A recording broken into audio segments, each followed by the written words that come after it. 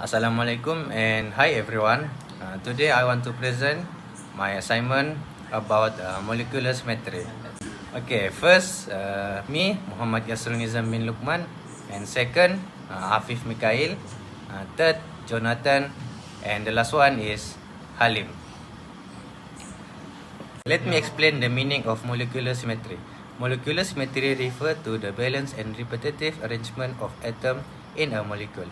In simple terms, if you rotate, reflect, or invert a molecule in a certain way and it still looks the same as before, the molecule has symmetry. These are called symmetry operation, and they help us understand the shape and behavior of molecules. There are few main symmetry elements that we use to describe this. The axis of rotation, where the molecule can be rotated and look the same. The mirror plane, which divides the molecule into two symmetrical halves. The center of inversion, where every part of the molecule is reflected through the central point. And identity, which means doing nothing. The molecule remains unchanged.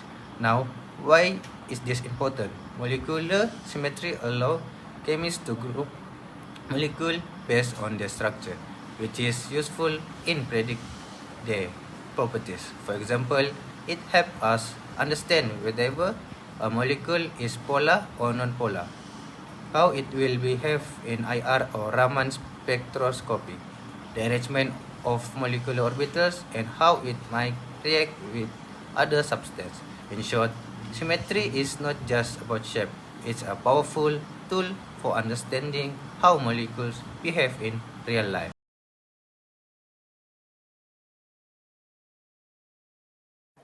The first question is to determine whether the object exhibits symmetry. So for our object, it does exhibit symmetry. The pattern inside the firehorse reel are evenly divided around the center into 6 parts, as you can see in the slide.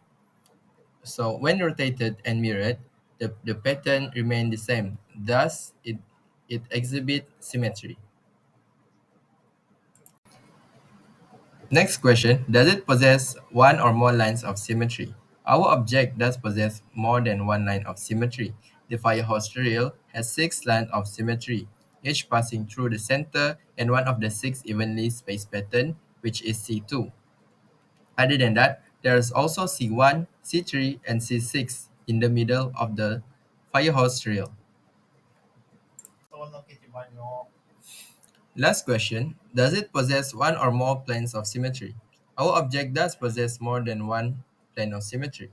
The plane consists of one horizontal plane, three vertical plane, and three horizontal plane. You can all see this in the slide.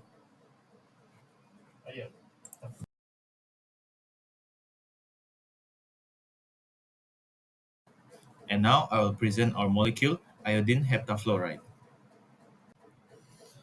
Iodine heptafluoride have three axes of rotation. One, which is C1, rotates about 360 degrees other than C1. It has two-fold axis of rotation, C2, which rotates 180 degrees, and five-fold axis of rotation, C5, which rotates 72 degrees. And for iodine heptafluoride, it has five-fold improper rotation, which is S5. It rotates C5 70 degrees and then reflect on a horizontal plane to produce the same image as the original molecule. For this molecule, it has two plane of reflection, which is horizontal plane of reflection and five different vertical plane of reflection. For this molecule, it has two plane of reflection, which is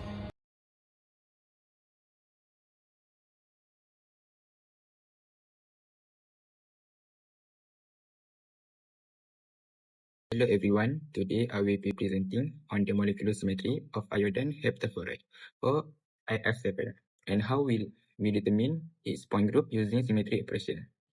Let's start with the basic. A symmetry operation is a movement or transformation like rotation, reflection or inversion that leaves a molecule looking exactly the same as it did before. In other words, after applying the operation, the molecule is indistinguishable and superimposable on its original configuration. In our infographic, you will see a visual representation of the IF7 molecule. It consists of one iodine atom surrounded symmetrically by 7 fluorine atoms. The structure is based on a pentagonal bipyramidal geometry. Now, let's walk through the point group determination process using a decision tree. First, is the molecule linear? No, IF7 had a 3D shape, not a straight line. 2. Does the molecule have tetrahedral, octahedral, or icosahedral symmetry? No, it doesn't have such height symmetry. 3. Is there a principal axis of rotation, Cn?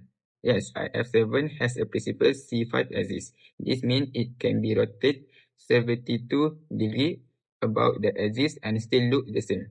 4. Are there NC2 axis perpendicular to the C5 axis? Yes, this confirms the presence of symmetry elements perpendicular to the main axis. 5. Is there a horizontal mirror plane? Delta H. Yes, there are a horizontal plane that cuts the molecule across the pentagonal plane. From this observation, we conclude that the point group of iodine heptafluoride is E5H. At the bottom of the infographic, you will notice a QR code to scan and test your knowledge. I encourage you to give it a try and explore more examples of molecule symmetry. To conclude, symmetry isn't just a visual concept, it's a powerful tool in chemistry that helps us understand and predict molecular behavior. And today, we have seen how a structured approach leads us to classify iodine heptafluoride under the D5H point group. Thank you.